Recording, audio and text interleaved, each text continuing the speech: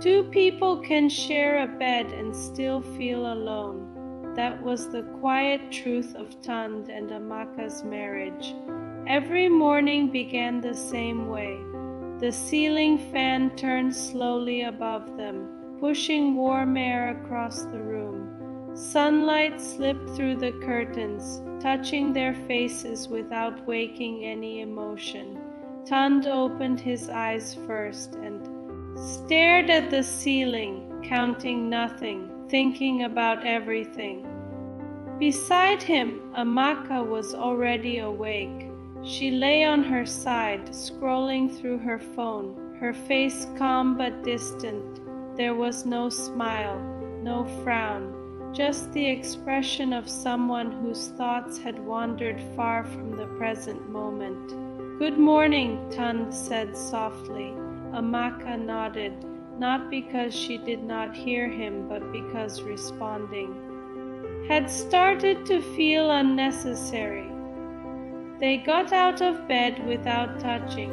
Once, even the smallest movement would have brought them closer, a hand brushing against a waist, a playful pull back into the bed, a shared laugh.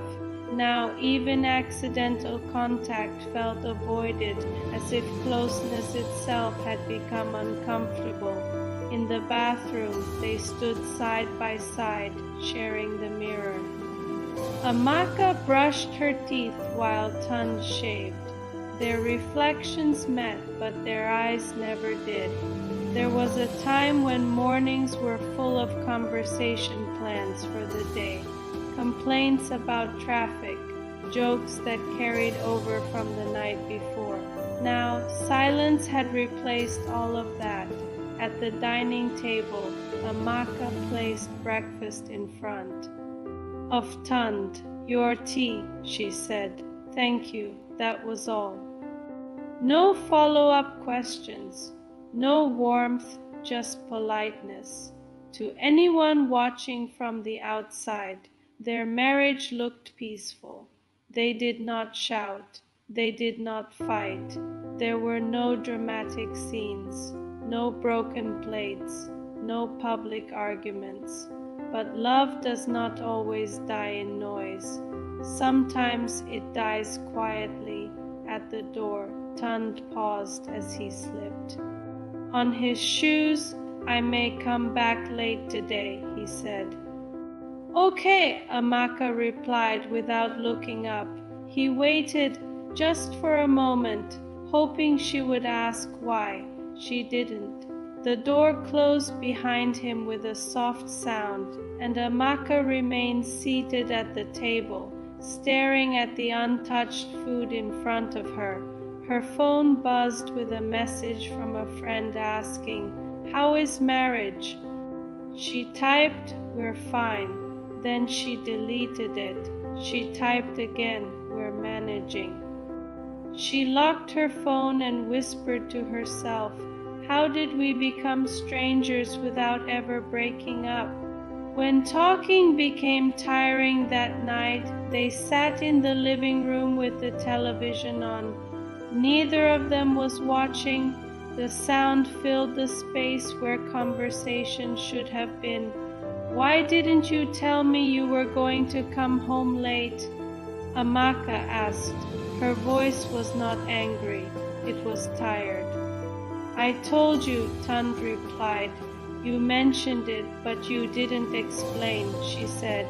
"You don't explain anything anymore." Tund sighed and set the remote down. "Because every explanation turns into an argument, so silence is better." She asked. He did not answer. They both remembered when talking had been easy, when even difficult conversations felt safe. Over time, every discussion had become heavy money, work pressure, family expectations, unmet needs. Talking stopped feeling like connection and started feeling like effort. "You've changed," Amaka said quietly. "You have too," Tund replied. The words hurt more than shouting ever could. Amaka stood up and walked into the kitchen, washing plates that were already clean, using the movement to calm herself. Tund followed her. "I just want peace," he said. She turned to face him, tears filling her eyes. Peace without love is a prison. Silence returned. That night they lay in the same bed, backs turned toward each other. The space between them felt wider than the mattress itself. Talking had become tiring. Silence was becoming dangerous. Lonely while married days passed, then weeks. Amaka laughed at work and grew quiet at home. Tun stayed late at the office more often, finding reasons not to rush back.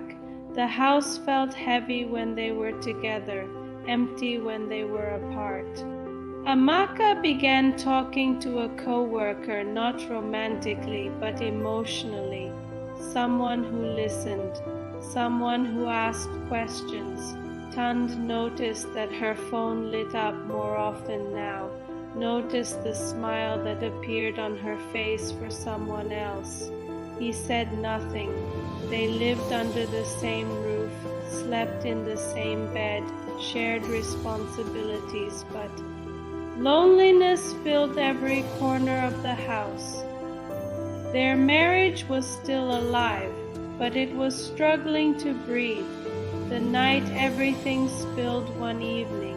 Rain poured heavily outside. The power went out, leaving the living room in darkness. "Are we still married?" Amaka asked suddenly. Tund looked at her, startled. "Because it doesn't feel like it," she continued. "I feel alone with you. I'm trying," Tund said.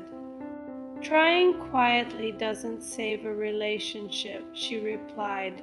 Everything they had held back spilled out that night. Tears, accusations, regrets, confessions. They talked, they listened. For the first time in a long while, they truly heard each other. But understanding did not immediately fix the damage. Stay or start over morning came. Softly, they sat on opposite ends of the bed, both exhausted. "It's not that I don't love you," Tun said. "I just forgot how to show it, and I forgot how to ask without feeling rejected," Amaka replied. They realized something painful and honest. Love alone was not enough. Effort mattered. Communication mattered. Healing required intention. Now they faced a choice. Rebuild slowly with honesty, counseling, and patience, or walk away before silence erased what little remained. Their marriage was still breathing. Whether it would truly live again was up to them.